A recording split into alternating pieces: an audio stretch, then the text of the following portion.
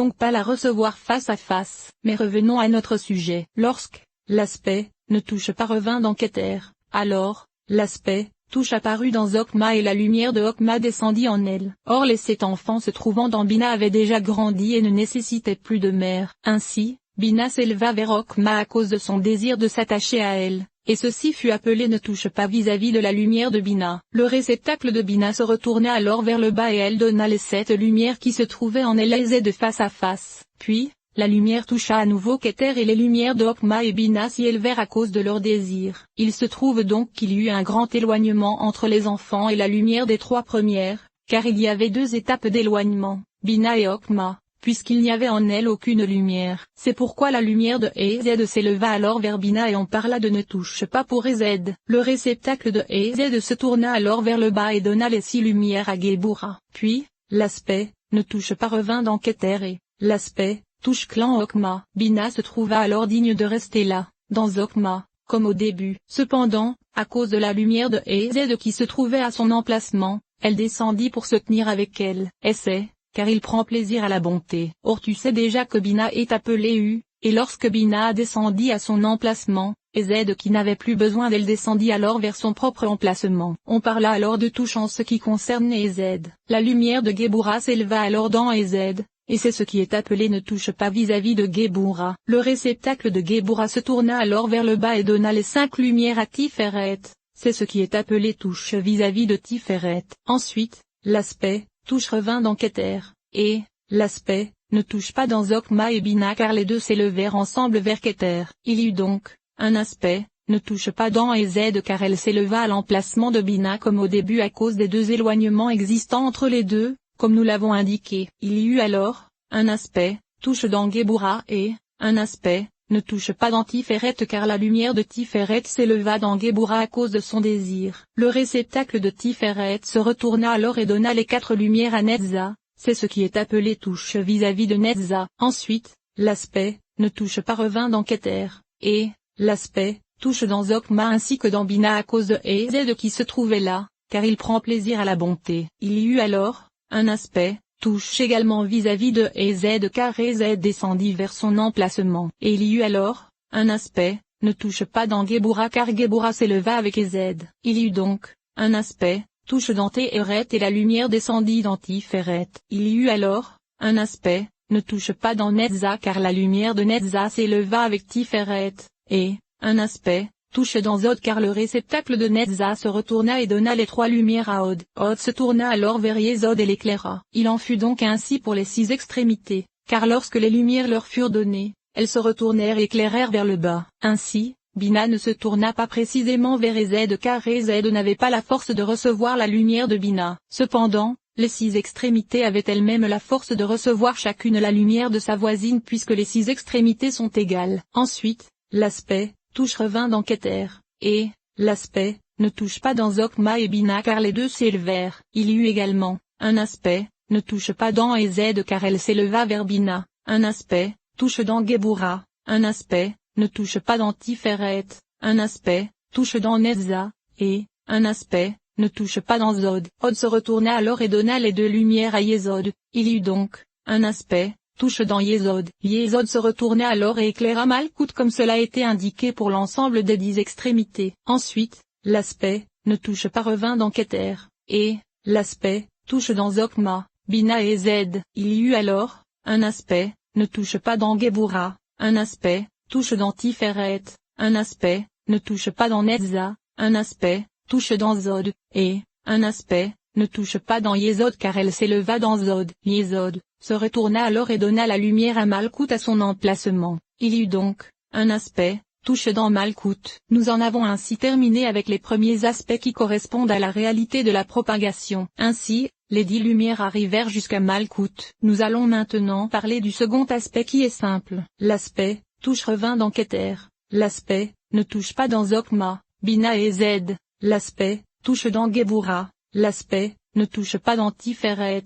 L'aspect touche dans Netza. L'aspect ne touche pas dans Zod. L'aspect touche dans Yesod, et l'aspect ne touche pas dans Malkout. Puis tout recommença comme au début, comme les premiers aspects, car la lumière inférieure désire toujours s'attacher à la supérieure. Et lorsqu'il y a un aspect, touche dans Yesod il y a un aspect, ne touche pas dans Malkout, car à ce moment la lumière de Malkout s'élève dans Yesod à cause de ce désir. Il en est ainsi de toutes les séphirotes, à part pour Ezed vis-à-vis de Bina, car lorsqu'il y a un aspect, ne touche pas dans Bina il y a un aspect, ne touche pas dans Ezed puisqu'il y a deux éloignements. Et lorsqu'il y a un aspect, touche dans Bina il y a également un aspect, touche dans Ezed car la lumière de Ezed n'est pas égale à la totalité de la lumière de Bina. En vérité, c'est seulement à l'instant où Bina descend à son emplacement qu'Ezed apparaît à sa place, et en un instant Ezed descend vers son propre emplacement. C'est le sens du fait que les six extrémités constituent un seul degré spécifique et qu'elles ne peuvent pas s'attacher à Bina qui fait partie des trois premières. De plus, le sujet du toucher ne touche pas se réfère à autre chose vis-à-vis des trois premières, car lorsqu'il y a touche dans Keter alors Okma et Bina s'élèvent ensemble dans Keter. C'est pour cette raison qu'il est dit que les trois premières doivent être prises en compte ensemble. Et lorsqu'il y a ne touche pas dans Keter, il y a touche dans Okma, et bien qu'il serait approprié que Bina restât là et Fi ne touche pas, il n'en est rien car il prend plaisir à la bonté, et il y a donc également touche dans Bina. Sache également que le temps imparti à l'aspect ne touche pas de la lumière dans les séphirotes et d'un instant. Ceci constitue le sens du verset. Sa colère est d'un instant, car la disparition de la lumière qui correspond à l'aspect ne touche pas se produit à cause de la colère envers les inférieurs qui ne possèdent pas de force. Cependant, la propagation de l'aspect touche qui correspond au retour de la lumière vers le bas pour faire vivre les mondes, ne possède pas de limite de temps car cela dépend des actions des inférieurs. Et sa faveur est pour la vie, car la durée de propagation de cette vie dépend de la volonté, c'est-à-dire de l'action des fils de l'homme. En vérité, nous avons expliqué plus haut que la première disparition des lumières avait pour objectif de faire apparaître le réceptacle. Ainsi, lorsque les lumières revinrent une seconde fois, lors de la seconde propagation, alors les réceptacles furent à nouveau annulés comme la première fois. C'est pourquoi il fallut que la première lumière, c'est-à-dire la lumière de Keter, resta en haut et ne pénétra pas dans ces réceptacles, et seules les 9 lumières apparurent dans l'ordre suivant, la lumière de Okma dans le réceptacle de Keter, la lumière de Bina dans le réceptacle de Okma, et ainsi de suite jusqu'à ce que la lumière de Malkout pénètre dans le réceptacle de Yesod. Et puisque ce fut pas la première lumière qui au début avait atteint le réceptacle et l'avait quitté qui revint mais une autre lumière plus petite, les réceptacles conservèrent leur aspect de réceptacle et ne redevinrent pas des lumières comme au début. Ainsi, lorsque les lumières commencèrent à pénétrer dans les réceptacles, les 9 lumières pénétrèrent alors dans Keter, et c'est ce qui est appelé touche vis-à-vis de Keter comme cela a été indiqué. Ensuite, la lumière qui avait atteint Keter et qui était la lumière de Okma disparut, c'est ce qui est appelé ne touche pas vis-à-vis de Keter comme cela a été indiqué. Et il n'est pas besoin de nous attarder sur cela car nous avons déjà détaillé plus haut les aspects de toucher ne touche pas. Ceci est donc suffisant. En vérité,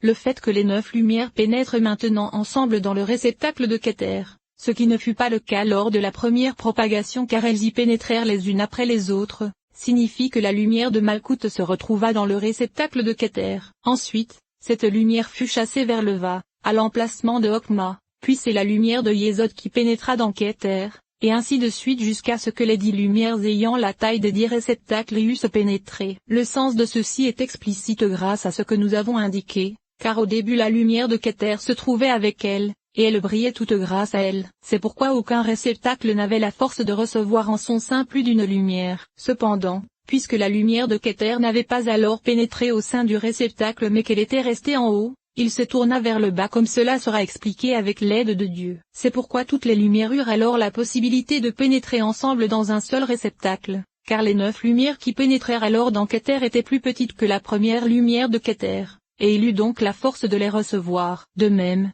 lorsque les 8 lumières pénétrèrent dans le réceptacle de Okma, celui-ci avait la force de les recevoir car elles étaient toutes plus petites que la première lumière de Okma, et il en fut ainsi pour tous.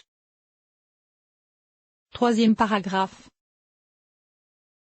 Sache qu'avant ces aspects des Akoudim, les racines des 10 existaient au-dessus de Keter, Okma, Bina, et ainsi de suite jusqu'à Malkout. Et c'est au-dessous de cette racine de Malkout que commença la lumière de Keter dont nous avons dit qu'elle tournait sa face vers le haut en direction de sa racine, et son dos vers le bas en direction du réceptacle de la Keter de l'aspect des Akoudim. Ainsi, toute la vitalité nécessaire aux Akoudim se propagea vers eux à partir de ses racines supérieures, et elle passa par la lumière de Keter dont nous avons parlé. Mais tout ceci ne concerne que la vitalité, et non l'aspect du Shefa lui-même car cela se fit uniquement lorsque la lumière de Keter ne toucha plus son réceptacle. En effet, ils s'élevèrent alors et reçurent une abondance de Shefa de leur racine. Mais revenons à notre sujet, c'est-à-dire que nous avons expliqué précédemment que lorsque la lumière toucha Keter, les 9 lumières furent alors données au réceptacle de Keter. Et lorsque l'aspect ne touche pas revint, 8 lumières furent alors données à Okma, et Okma se tourna vers le bas,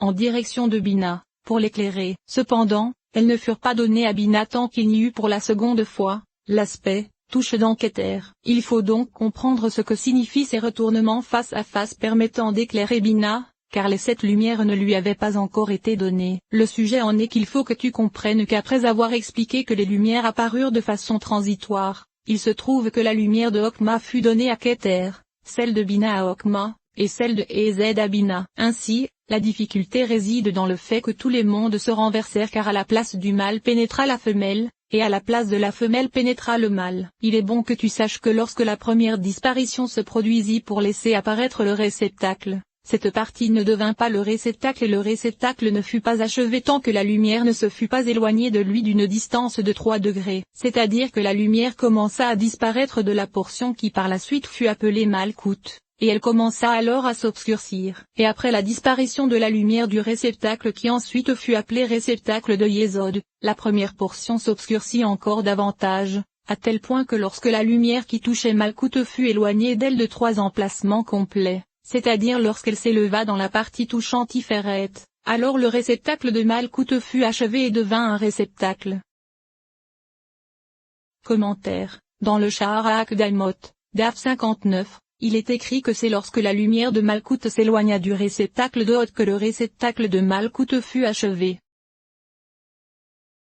Car tout ce qui est séparé par moins de 3 est considéré comme uni, à tel point que lors de l'éloignement de la lumière de Ez vers Keter, ce qui correspond à 3 éloignements, le réceptacle de Ez fut alors achevé. Il se trouve que Keter, Okma et Bina n'eurent pas encore leur réceptacle car la lumière ne s'éloigna pas d'elle de 3 degrés complets, or tout ce qui est séparé par moins de 3 est considéré comme uni. Ainsi, les réceptacles des 3 premières ne furent pas encore achevés. Cependant, il est certain que la portion de Bina avait un réceptacle plus achevé que les 2 premières, car il y avait déjà 3 éloignements vis-à-vis de la lumière qui avait disparu au-dessus de Keter. Il se trouve qu'il existe une différence entre Bina et Okma ainsi que Keter, comme nous l'expliquerons avec l'aide de Dieu. Grâce à cela on pourra résoudre une difficulté qui est qu'au moment de la disparition des lumières ayant permis l'apparition de la réalité des réceptacles, la lumière de Keter les éclairait. Alors comment les réceptacles purent-ils apparaître? Or maintenant, au moment de la propagation de la lumière où la lumière de Keter ne se propage pas en eux comme cela a été indiqué, comment peuvent-ils être appelés lumière? La réponse à cela c'est que les réceptacles n'eurent pas terminé d'apparaître tant que la lumière ne se fut éloignée d'eux de 3 aspects complets. Cependant, lorsqu'elle pénétra précisément en eux, bien que la lumière de Keter n'y pénétra pas elle-même, la lumière qui se trouvait à l'intérieur fut appelée lumière. Mais la difficulté que nous avons énoncée vis-à-vis des 3 premières dont la lumière de Keter était encore proche, et justifié. Car comment le réceptacle apparurent-ils? Ensuite, au moment où la lumière revint pénétrer, comment peut-on parler de lumière? Car au contraire leur lumière était plus faible qu'au début puisque ces lumières revenaient déficientes vis-à-vis de la lumière de Keter qui les éclairait au moment de la disparition. Le sujet en est que le secret de la disparition crée toujours un réceptacle par le retournement des réceptacles. Ainsi, lorsque les lumières revinrent pénétrer, la lumière de Okma pénétra dans Keter. Et alors la lumière de Keter qui se trouvait en elle resta au moment de la disparition, comme cela a été indiqué, car le réceptacle ne fut pas achevé tant que la lumière ne se fut éloignée de 3 degrés. Mais ceci ne s'applique pas aux 3 premières, comme nous l'avons dit, donc la lumière de Keter, c'est-à-dire son impression, qui était restée à l'intérieur de la lumière de Okma pénétra et de revêtit d'elle pour devenir pour elle une Neshama. Et puisque c'était la lumière de Keter elle devint le mâle, alors que Okma qui se trouvait autour d'elle devint la femelle. Ainsi, la lumière qui était la plus éminente se revêtit de Okma, et c'est à partir de ce qui s'obscurcit légèrement à cause de l'éloignement des lumières qu'il resta l'aspect du réceptacle, et ceci pour 2 raisons. La première c'est parce que l'éloignement de la lumière cause une obscurité. De plus, même ce qui est associé ici disparaît et se revêt à l'intérieur de la lumière de Okma qui avait pénétré. Et cela cause alors la lumière restante de Keter qui devient un réceptacle pour Keter car la lumière de Okma sépare les deux. Ainsi, Lors de leur propagation dans les trois premières, les lumières causent maintenant l'apparition des réceptacles, mais pas au moment de leur